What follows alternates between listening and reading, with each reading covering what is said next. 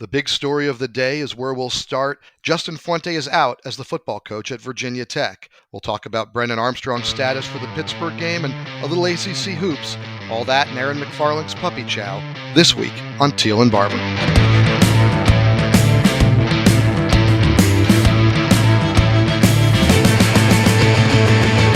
Welcome in to episode 67 of Teel and Barber, the Richmond Times-Dispatch and Richmond.com's Virginia Tech, UVA, and ACC sports podcast. I'm Mike Barber, ACC beat writer for the paper, and joining me as always, my co-host, the 13-time Sports Writer of the Year and the Virginia Sports Hall of Famer, Mr. David Teel. And David, I don't know if the listeners know the backstory, but when we do these podcasts, I put together a rundown so we kind of know what we're talking about. And this morning, I just dragged my rundown and dropped it in the old recycle bin because the story of the day obviously is out of Blacksburg, where Virginia Tech has parted ways, essentially fired Justin Fuente with a negotiated buyout.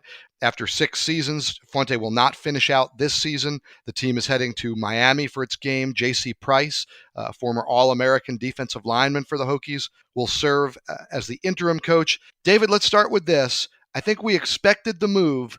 I don't know that we expected the timing. Were you surprised to wake up this morning to the news that Justin Fuente was out? Not really, Mike. Simply because of the landscape, especially in the Power Five, but really in all of college football. Look around the country. Virginia Tech joins a group of Power Five programs that include LSU, USC, Washington, Washington State, and Texas Christian, all right now in coach search mode. And why are more and more schools making these decisions before the end of the season? The early recruiting signing period. December 15th comes a lot faster than early February, and schools don't want to risk torching an entire recruiting class, and therefore they want to make their moves early and get on the market and get their vacancies filled. Yeah, you talk about the law of unintended consequences. So many coaches were in favor of that early signing period for so many reasons and still are. But the fact that coaches are moved on more quickly was definitely one of those unintended consequences. Now, David, another thing with the timing, Justin Fuente, you reported, was offered the opportunity to finish coaching the season, and he declined. Does that surprise you at all? No, I understand. And people are going to say he quit on his team. And Whit Babcock said today in his news conference with us that no, he didn't, that Babcock, understands why Fuente elected to just end it now. If the way Justin thought about it, and according to Whit, was, if I'm not the guy moving forward, let's just end this now. And I get that. So I don't know that, Ed Orgeron is a different guy at LSU. He decided he wanted to coach the rest of the year. But I think there was a little more goodwill when you have a national championship just 2 years in your rearview mirror. And maybe Justin Fuente, and rightfully so, thought, a lot of fans don't want me here anyway. Let's just rip the Band-Aid off this thing. Yeah, and there are many fans out there that feel like it didn't happen, right? They've been slowly pulling the Band-Aid off for 2.5 years. So I get that.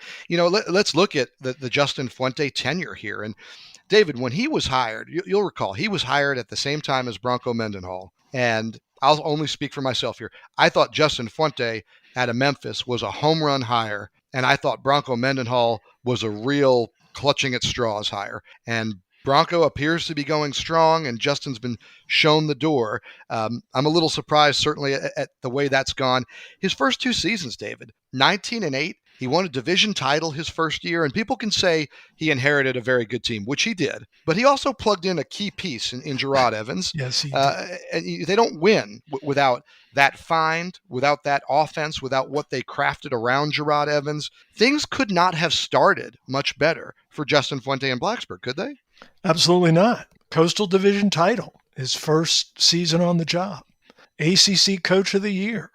Gave eventual national champion Clemson all it wanted in the ACC championship game in Orlando, and then followed it up with 9-4 and a bowl game again.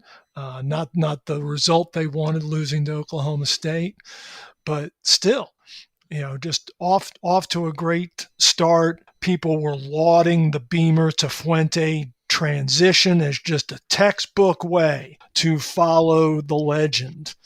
And I think, Mike, like you, I also believe that Fuente was a terrific hire.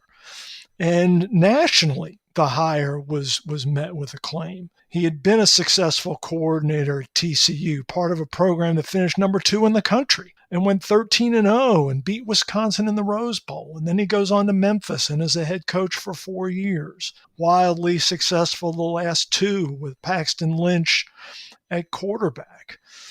But much like, I think, Mike, this season mirrors Justin Fuente's 6 years at Virginia Tech, if you think about it. Really does. It started out with so much promise.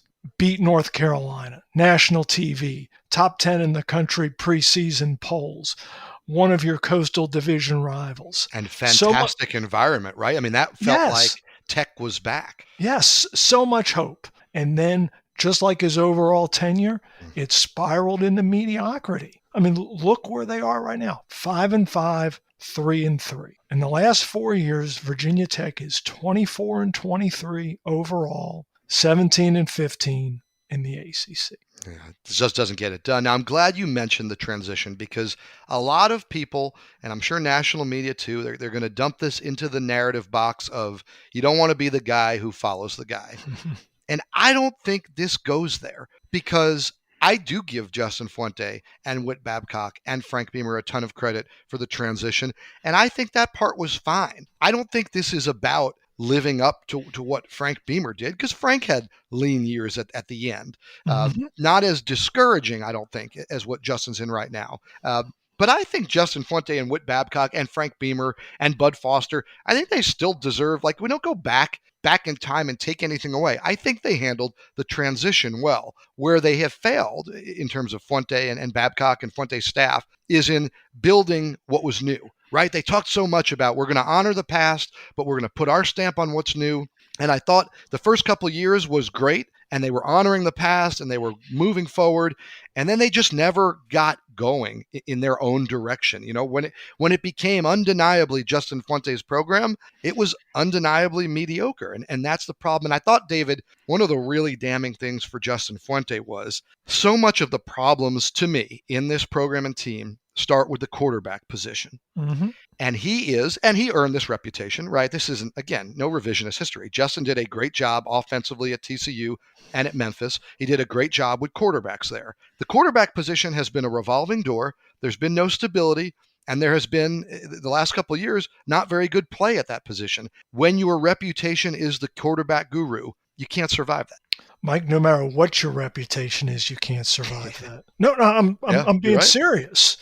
I mean, quarterback will get you fired faster than anything. College, NFL, high school. If you don't have that guy, you suffer the consequences. And you mentioned Gerard Evans. I mean, that cat went out and set school single season records. I mean, he rewrote them. He was fabulous in 2016. And since not only has it been a revolving door at quarterback, it's been mostly very pedestrian play. Yep. And you look at it, and this is how fans look at it. It's maybe not how Whit Babcock and Tim Sands, the university president, do, but it's in stark contrast to the folks to the east on I-64, where Bryce Perkins was a generational quarterback for that program at UVA, followed by Brennan Armstrong, who just so happens to lead the country in total offense. And those guys squeezed out a bunch from Kurt Bankert, too, on some very bad teams. You're absolutely right. And I do think it's a perfect storm for Fuente. If UVA was mired in its own mediocrity, struggling, bad at quarterback, it certainly takes some of the shine, the spotlight at least, off of the failings in Blacksburg. But, and I look at it and I wonder, it's not Justin Fuente's fault per se that Gerard Evans chose to leave a year early. But as a head coach, you're responsible for the fact that that's what happened. It's not Justin Fuente's choice or fault that Josh Jackson didn't want to compete for his job after being injured, that he took umbrage at that and transferred. But it happened on Justin Fuente's watch. Mm-hmm. It's not his fault that things went sour last year with Hendon Hooker and the cold and all that. But the way it was managed leads to Hendon Hooker leaving. It's not Justin Fuente's fault that Hendon Hooker is lighting the world on fire at Tennessee, but it is a bit of a, because I don't blame Justin. Fans say, oh, he picked the wrong quarterback when he picked Braxton. Well, that's not nuanced enough. There was a lot more going on to then he just picked the wrong quarterback to have Braxton back and Hendon gone. But I do think it's damning that with the coaching Hendon Hooker is getting now against arguably much better defenses, he's putting up huge numbers. That doesn't look great. Nor does Braxton Burmeister's performance. Right. Just a very jarring contrast. And Mike, how crazy is this? We were talking about Tech and UVA and looking at it through that prism. Justin Fuente went a combined 9-2 against Carolina and UVA. The two programs that Virginia Tech wants to beat more than any other. And he's gone. Yeah. And that segues into another thing. And I don't know, again, that this is something that this might be more perception than reality. But Justin Fuente had a ton of success recruiting in North Carolina. The social media for the school built up their Texas to VT stuff. The perception around the state, right or wrong, was that they were emphasizing Texas and Carolina and some of these other places over Virginia. Now, I don't know that that's true. Yeah, I don't. But either. It is. I don't think it is. But I do believe 100% that is the perception, that social media backfired on them here because they were hyping up Texas to VT and dominating recruiting in North Carolina. They gave off that impression. And I think that off the field really hurt Justin Fuente and the staff. I think certainly with fans it did, Mike, and maybe in a way state high school coaches. Very much high school coach, yeah. But recruiting is now a universal endeavor. It's not like when Frank Beamer and his staff owned the 757 and dominated the state. With social media and every game being on television, programs can go anywhere and recruit now. And to think that anybody is going to come to Virginia Tech and all of a sudden start landing every 5 and 4 star that comes through the Commonwealth, I think is delusional. You're probably right, but you've got to get some. Oh, right? Yeah. I mean, Ohio State, their star, running back is from Virginia, from the Richmond area. You look at Notre Dame and Chris Tyree, a running back from the Richmond area. You look at the big lineman that just chose North Carolina over UVA and Notre Dame. Where was Tech on that final list even? They don't seem to be in the running. And again, I do think a lot of it is perception. And I think you're 100% right. Like the days of Virginia Tech is Virginia's school and it's going to get all of Virginia's players is a thing of the past. But you got to be in there. You've got to change that perception. I think that really hurt him in terms of this decision too, the sense that they were losing the state recruiting when they shouldn't. I'm curious about personality, because a year ago when Whit Babcock had the fairly unprecedented press conference to say, we're not firing Justin Fuente, which nothing tells you you're on the hot seat quite like your AD having to have a press conference to confirm he's not firing you. One of the things that came up was about essentially, for lack of a better term, marketability, reaching out to fans, being better with the media, being a not warmer, fuzzier, but just a more approachable face for the program. And I do think, maybe not personally with me, but I do think that Justin Fuente made a lot of strides in that area this year. How much did his disposition, his non-affinity for media stuff, how much did that all kind of add into the snowball that was working against him here? I think it was part of it, Mike. How much, I think, is hard to tell. I actually thought Fuente was better with media this season. Very much. A little more forthright. No, forthright's probably not the right word, but a little more engaged, willing to open up a little bit more and share some. But to many, it was too little, too late. And he always said he had no problem helping with fundraising and such. of course, we never saw him engage with donors, so it's impossible to tell how that went. And it's unusual because if you just take Justin Fuente's kind of Midwestern roots and sensibilities, I think they fit pretty well in Blacksburg. And because he doesn't want to be the local celebrity, he's very down to earth and very kind of to himself, but he can engage, but it never quite clicked. And then the Baylor thing, that really, really frosted a lot of fans. Yeah, and I think the administration too. And I know Witt said today during his press conference that, that's in the past. We're behind that. But I don't think you're ever past that, right? Like you can say what you want. There's always the sense of not that this guy wronged me, but that this guy could do it again. And I think that is something that even for the best intentions, you never fully get past it. Yeah, I agree. And so personality, and I do agree with you. I mean, I thought he was better this year. I mean, sitting with him in that private session at ACC Media Day when he was talking to us and he took all of my stupid questions about his fishing trip with his daughter. He was engaging. That was the first moment, because we've heard this from, and I don't think I'm speaking out of turn to say their name, John Laser, the voice of the Hokies, Wes McElroy, their sideline reporter and a great radio host in Richmond. They've told me over and over, man, I think if you sat down and had a beer with Justin Fuente, he's your kind of guy and you'd like him. That was the first time it really came through for me. And I kind of walked out of that room thinking like, okay, maybe I hope this guy hangs in there and does okay. But like you said, I think too little, too late. There was some, it's interesting. There's a lot to this, and we talked about the timing. But David Witt said that they were able to negotiate the buyout, because I think a lot of people were questioning, would they fire him at the end of the season, or would they wait till December and save a couple $1 million? And it's a topic for another day that it bothers me that $2.5 million is seen as a trivial amount in college athletics. Montgomery County Schools, ask them if they could use that $2.5 million as a donation, or the hospital systems. But that's a whole point for another time. David, take us through kind of the logistics of why now from a financial standpoint, what they were able to negotiate and what that tells you. Yeah, they split it down the middle, Mike. Okay.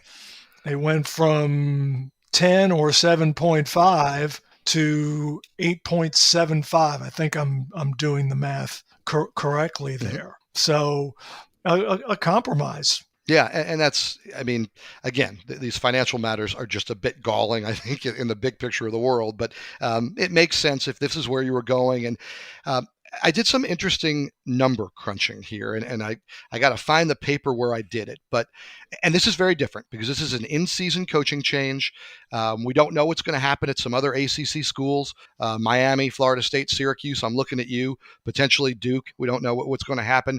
So there may be competition coming for the coaches within the conference itself. But if you look at three of the big hires for Whit Babcock, Buzz Williams left the basketball program on April 3rd, 2019. 4 days later, they announced the hiring of Mike Young. James Johnson was fired on March 17th, 2014. 4 days later, they announced the hiring of Buzz Williams. Dennis Wolf from the women's basketball team, he was fired on March 22nd, 2016. 6 days later, they announced the hiring of Kenny Brooks away from JMU. This is an AD who has moved very expeditiously, very efficiently through these processes. Now, I talked to one former coach today who joked with me. He said, oh, come on, that guy's probably got his hire already done. That's probably a little over the top.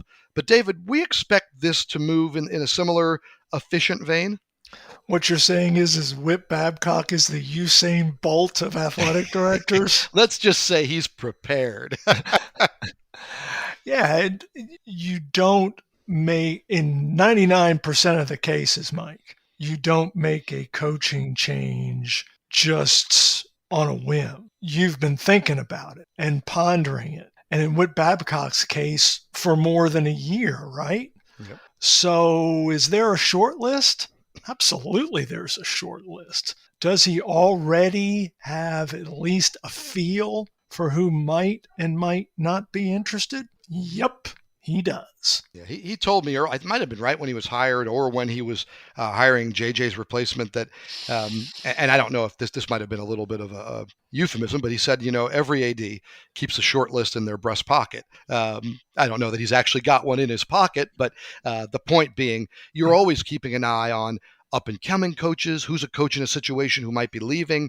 Because let's face it, as the Baylor thing showed, right, you can lose your coach when it's not on your terms too. Correct. So being prepared to me is due diligence. And I give Whit Babcock credit for that, in that I know some people view it as a little underhanded to think like, okay, is he looking for the next coach while he's still got an existing coach? But again, part of it is being prepared. Now, I think I said this when the ACC was looking for a commissioner. I said I would hire David Teel of the Richmond Times-Dispatch. If I was hiring an AD, I would hire David Teel of the Richmond Times-Dispatch. You are not the AD at Virginia Tech, but if you were, where would you be looking right now? Who's who's in your breast pocket on that short list? Mike, the first name on that list, and again, this is aiming high, no idea of potential interest. In fact, my suspicion is there would not be mutual interest. But the first person on that list would be Dave Claussen, without question. Who has ties in the state, coached at Richmond very successfully. Now, as we see what he's done at Wake Forest, so knows the ACC landscape, and is a guy who is really known, I think, one, for offense, and two, for doing more with less, right? I mean, he's been places where he's had limitations and has been able to excel, and it'd be interesting to see what he could do with the kind of facilities and financial support that Tech gives. But David, you kind of hinted at it. Do you see Claussen leaving Wake for another conference team? No, I don't. For several reasons, Mike. I talked to Dave a couple of weeks ago now. That it had nothing to do with Virginia Tech, and I didn't ask him, hey, if this opens, No, it was not that kind of conversation. We were talking about his construction of this Wake Forest program and all that's been involved with it. And part of it is Wake Forest's investment in him, in his staff, and in the infrastructure. Wake Forest just got another $20 million donation, Mike, to further enhance its facilities, which are already on par with most, if not all, and maybe even better than most, if not all, in the ACC, with the exception of Clemson. Sure. So he has that. I think he's very comfortable in that private school, small private school setting. Witnesses success at Richmond and Fordham and some of the assistant coaching jobs that he has held. And also look at what Wake Forest is doing this season. If the Deacons go to the ACC championship game, that would delay any movement by at least a week. So I think there are so many moving parts there that my guess is there would not be mutual interest from Dave Claussen. I agree, and I mean I think he would be a great candidate. The other one that he's sort of my pie in the sky candidate, Luke Fickell at Cincinnati. But David, with them poised to make the move, with what Cincinnati's done, with the resources that they're going to have going forward, that one seems like a stretch too. Yes. Oh, I absolutely agree. Now, if James Franklin leaves Penn State, or if Ryan Day ever left Ohio State, Luke Fickell would probably be the ideal candidate. But let's remind our listeners that Whit Babcock did not hire Luke Fickell at Cincinnati. There's no connection there, even though Whit is the former AD for the Bearcats. So we don't think Claussen, we don't think Fickell. We're going to get to this right after we go over these possible candidates about just how good this Tech job is. But David, who should then be on the radar? Who's a guy who would come and a guy who you'd want to come? I think they're going to look at some group of 5 head coaches.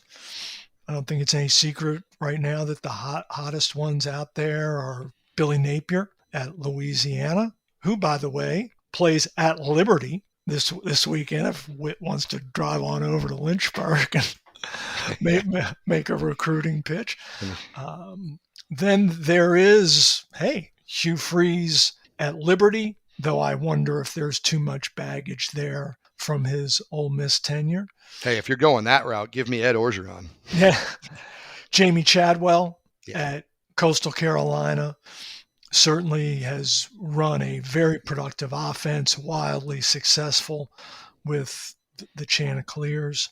Those are three that come to mind there. If, Mike, Whit Babcock just decided to even consider coordinators or even just assistant coaches, which at the end of the day, I believe he will hire a sitting head coach. But if he delved into coordinator consideration, here are two names. Marcus Freeman is the defensive coordinator at Notre Dame and a former Cincinnati defensive coordinator, very well regarded. And Josh Gaddis is the offensive coordinator at Michigan. He's a former Wake Forest defensive back. And Whit and Josh Gaddis know one another because they are in a formal mentoring relationship that was organized or coordinated by Desiree Reed Francois, the former Hokies associate AD, who, when she was the AD at UNLV, she's since moved on to Missouri. But while at UNLV, Desiree put together this consortium of ADs to mentor minority assistant coaches who aspire to the big chair. And the pairing for Josh Gaddis was Whit Babcock at Virginia Tech. Yeah, it'd be interesting fan reaction to Freeman or Gaddis. Those feel like the kind of hires that could be the best hires for your program if you could sell them to your fan base, which I don't know if you can. Here was what Whit Babcock had to say about the coaching search this morning during his press conference. We are looking for a coach that fits the values of Virginia Tech and what we stand for. We're looking for a coach that will engage the community successfully, locally and beyond. We're looking for a leader, a CEO that has character and competence. We're looking for a teacher and an educator that's committed to the total student-athlete experience and what it develops in young people. We're looking for a coach with a vision, a plan, and a tremendous ability to recruit this footprint successfully. We're looking for a coach that can do player evaluation, player development, and hires a great and complementary staff around it. We want a coach that is comfortable in the paradigm of being at the top of the ACC. We define excellence at Virginia Tech is to rise up and surpass, and that's exactly what we need the next coach to do and that we fully plan to do. So obviously, Whit's got his hands full. I would think one place he doesn't go is to South Carolina. And I know there's a segment of the fan base that would love to have Shane Beamer back, and there's probably every beat writer in Blacksburg who would love to have Shane Beamer back. But David, Shane just started that job at South Carolina. It's a Power 5 job in the SEC at a place that he has ties to. I don't see that happening. Do you? No, I don't. As you mentioned, Mike, he just started after taking that job from Oklahoma, where he was on Lincoln Riley's staff. And Shane has learned from some of the best, including his dad and Steve Spurrier and Lincoln Riley, Kirby Smart. And I just think that he needs to prove himself at South Carolina. And oh, by the way, there's not the small matter of his $7 million buyout at South Carolina. And that would be another consideration at Wake Forest. It's a private school, so we don't know the terms of Dave Claussen's contract. But I would imagine his buyout is fairly steep as well. And David, I'm not convinced that, in fact, I'm probably convinced it's not Virginia Tech being a better job than South Carolina. That's a whole nother issue, but that's what I wanted to ask you about next. How do we view, and maybe less importantly, how do coaches across America view the Virginia Tech job? I think a lot of the luster of the Frank Beamer, Michael Vick, those days are behind them. I don't know that it resonates with recruits. It might resonate a little more with coaches. What they've done with facilities would seem to appeal to coaches. What kind of a job is this? I think it's a pretty darn good one. Now, is it as good as LSU, Washington, USC? No. But I think it's the best job in the ACC Coastal, even better than North Carolina. Why? Because Hokies fans care. They care desperately about their football program. And yes, that can be a blessing and a curse, but I think mostly It is a blessing. And because of that passion and because of the heritage that you have mentioned and because of the determination of Whit Babcock and Tim Sands to get Hokies football back on the national radar, I think it's a very attractive job. And if you're willing to pay $8.75 million to get out of a contract, I know that's a lot, and it can be the converse where it hurts your budget, but that also signals to me you're ready to spend a pretty penny going forward, right? You don't spend that kind of money to get out of a contract if you're not looking to upgrade. Yeah, you're not gonna go cheap. No way.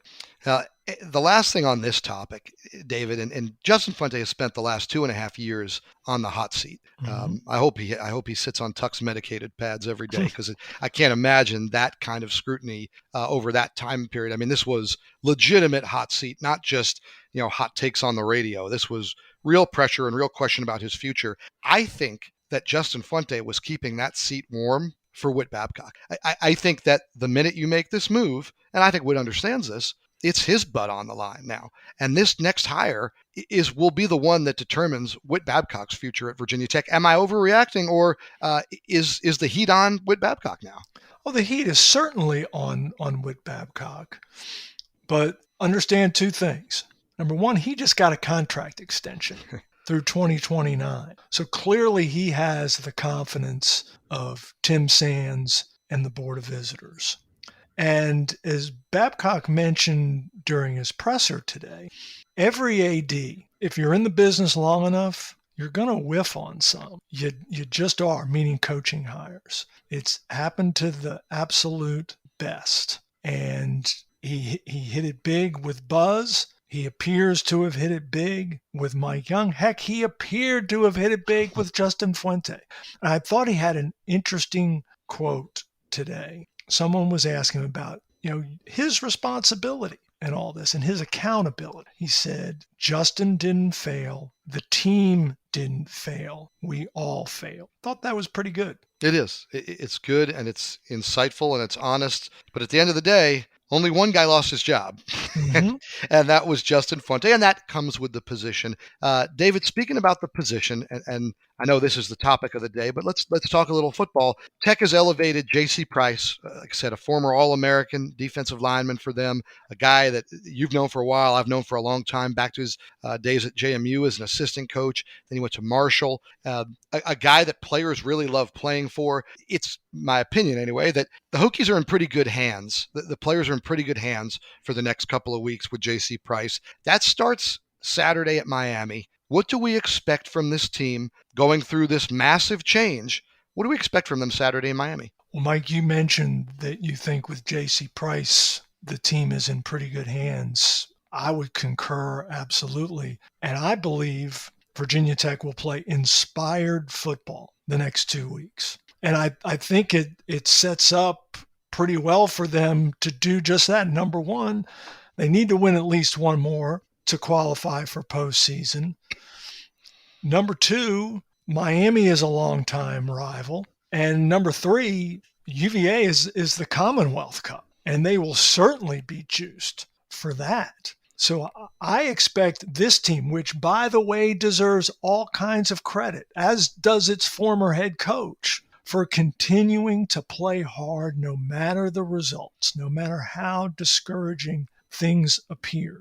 I expect the absolute same the next 2 weeks. Yeah, it's going to be interesting. I thought they played with a ton of passion against Duke, and I know it's Duke, and what does it really mean that you blow out Duke? But they played like a team that was very engaged, that believed in itself, and that kind of treated the day like it could be a springboard going forward. The hope for the players now is that today's news doesn't derail that. Now, moving across the state, and speaking of getting derailed, we go into another week where UVA is trying to figure out what life without Brennan Armstrong is going to be. He came out on the field for warmups before the Notre Dame game, tossed a couple balls, kind of gave a wince, and jogged back into the locker room. I talked to Robert Unai, the offensive coordinator, this morning. He said he was able to do more at practice today, but there was a lot of times that the trainers were kind of tapping him on the shoulder and saying, not this, not that one, not this. Robert and I listed him as Coach Mendenhall did, as sort of day-to-day, a game-time decision. David, they looked punchless offensively against Notre Dame. Oh, absolutely. 3 points. Their first time without a touchdown since against Miami, I believe, a few years ago when they only managed 3 field goals. And then, Virginia went into that game, Mike, leading the country in total offense, more than 540 yards per game. They barely got half that on Saturday. Yeah. So punchless is a very apt description. And it wasn't all, the backup quarterback, Jay Wolfuck, who I thought was fine. He was underwhelming. He wasn't going to be Brennan Armstrong. He didn't blow us all away. But I thought I came away at least with the impression that this is going to be a pretty good player one day. Yes. That day just isn't today. Mm-hmm. Now, I wrote about this after the game. He also didn't get as much help from his team as he needed. Yes, Jay Wolfuck held the ball too long at times, but the offensive line was not at its best, granted, against a very good Notre Dame defensive front and a Notre Dame defense whose coordinator we referenced earlier, who was not shy about coming after a true freshman rookie quarterback.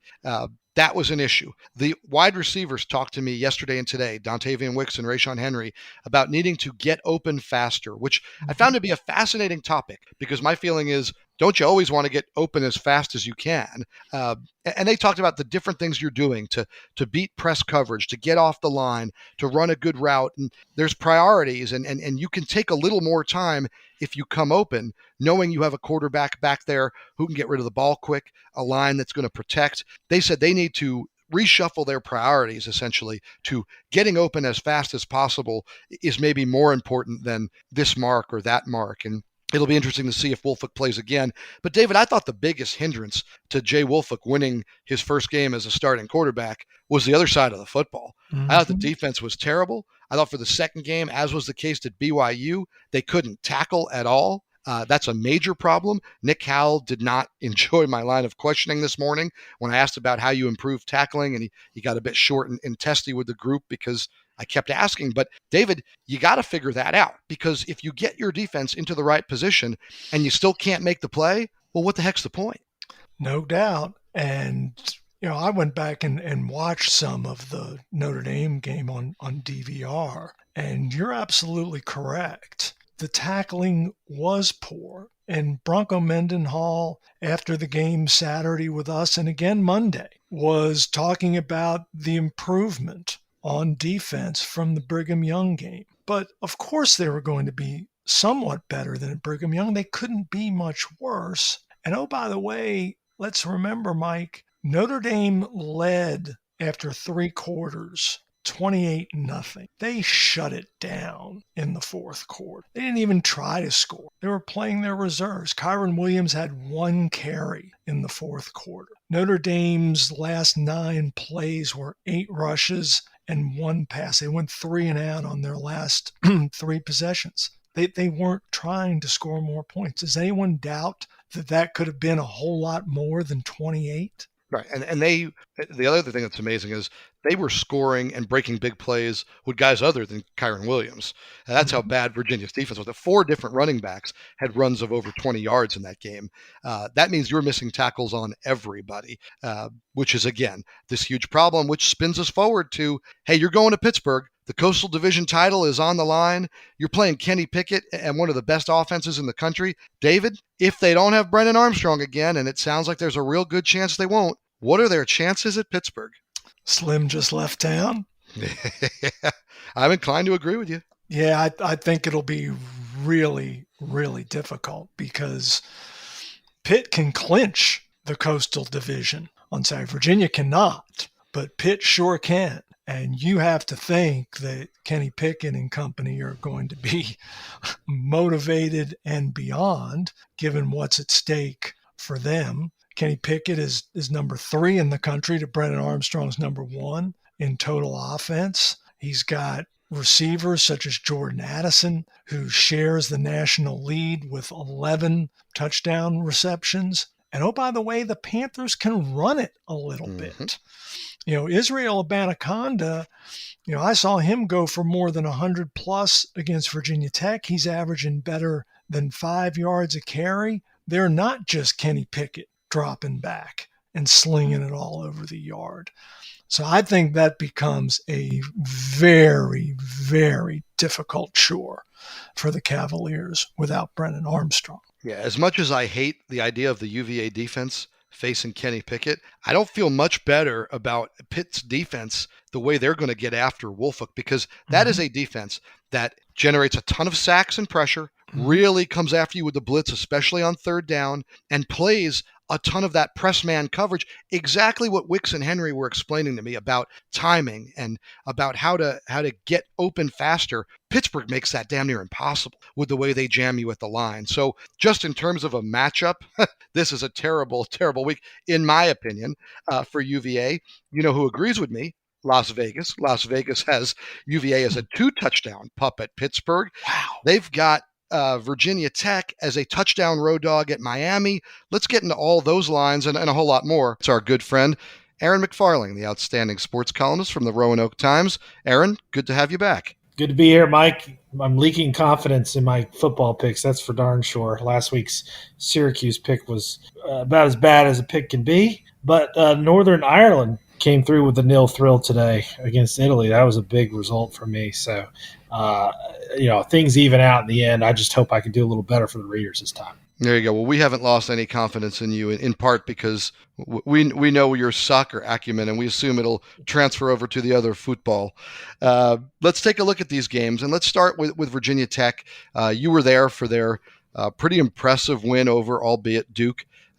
Thought they played well, played with energy. Now they're on the road to Miami, to a team that looked like it had gotten itself kind of going in the right direction, and then came the Florida State game and a little bit of a train wreck for the Hurricanes, and Manny Diaz back on the hot seat. I'm looking at Miami as a 7-point favorite there in South Florida. What do you like, Aaron?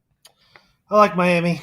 I think it was a little bit of fool's gold seeing the Hokies succeed against Duke the way they did. It was nice to see it. I wrote about how nice it was to see people smiling and enjoying themselves on the football field. But I think that joy ends now. I think they're going to go on the road and get beat. I mean, they've been really bad on the road. They're only 2-8 against the spread in their last 10 road games. That includes that fiasco in Boston that I was there for a couple weeks ago. Miami's no better at home. I mean, they're 2-8 against the spread. They're past 10 at home. So it's weakness against weakness here. But I do like the way Miami, last week notwithstanding, I do like the way they've been playing over the second half of the season, much more than I like the way the Hokies have been playing. I mean, that offense is still very untrustworthy in my mind. And so I'm going to go with Miami here, 31-20. We're going to see a new coach here in Blacksburg. I don't know if Manny still has a shot to keep his job. Yeah, I don't like anybody's odds, especially this week with Miami's AD being removed from that post. That's never a good sign when your boss gets his walking papers. How about UVA, where Bronco Mendenhall's job is pretty safe?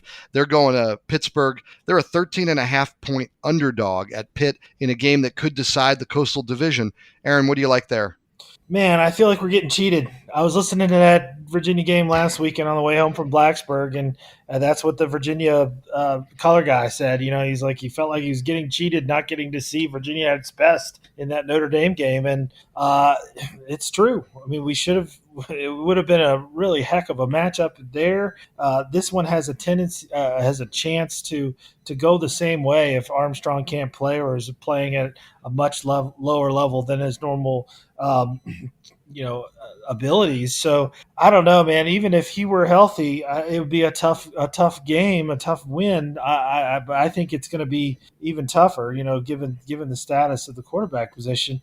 Were they just holding him back in the hopes that they could get, a 95% Armstrong for this game? Maybe. I mean, if that's the case, then fireworks will fly in Pittsburgh. But from given what we know and all we know, I'm going to go Pittsburgh here pretty big. I'm going to go Pittsburgh 40-20. And, the Cavs have covered 4 straight ACC games, and I think that's going to end here.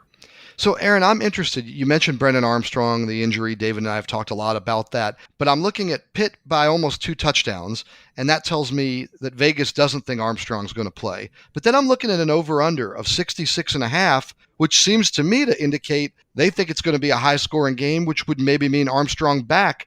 Do you get a sense which way Vegas is leaning, or what should we make of those numbers? Well, I think that maybe they're thinking a little bit along my lines, which is that Pitt's going to run roughshod over Virginia's defense, because that's kind of been the problem for, for Virginia. They haven't really stopped a lot of people this season. Last week was one of their better defensive efforts, which isn't saying much, I guess.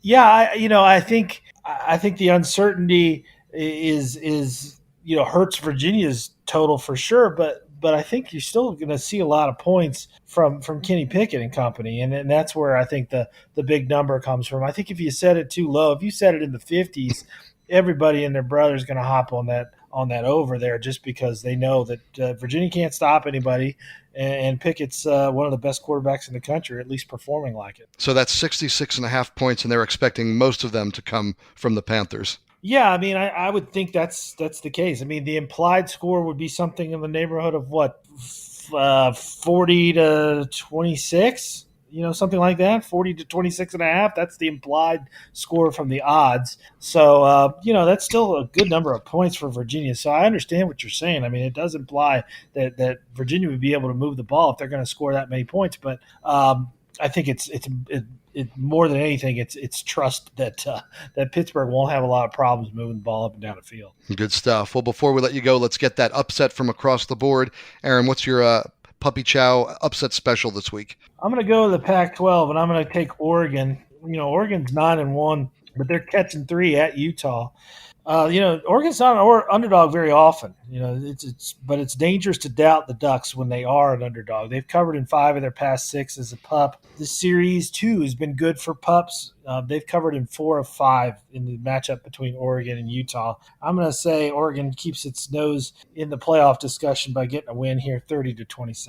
Yeah, Oregon's an interesting team, man. I was watching them after the UVA game because they had that late game. And when I turned on the TV and for about a quarter, I thought, well, this team's going to lose. If not tonight to Washington, they're going to lose somewhere.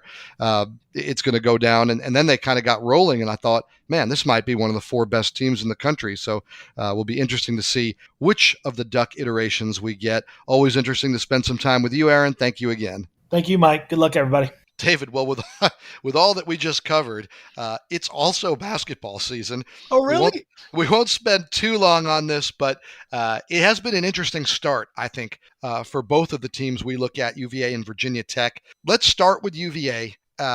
Work in progress is the phrase we keep hearing from Tony Bennett, from Jason Williford, from the players. Work in progress. The defense is a work in progress. The offensive identity. David, what have you liked so far from UVA, and what is maybe a red flag? Well, I think that having seen Navy in person against Virginia Tech and then on television a little bit last night against Louisville, and Navy's got an experienced roster and plays hard and may be a factor in the Patriot League. But that loss to Navy to open the season for UVA, that's kind of a red flag. Mm-hmm. You've got to defend better than that. You've got to close out on 3-point shooters better than that. What you like is, I think, Gardner is all that he was built up to be on the offensive end. He is going to be the focal point of that offense. And Armand Franklin had a terrific bounce-back game, as you wrote about, against Radford.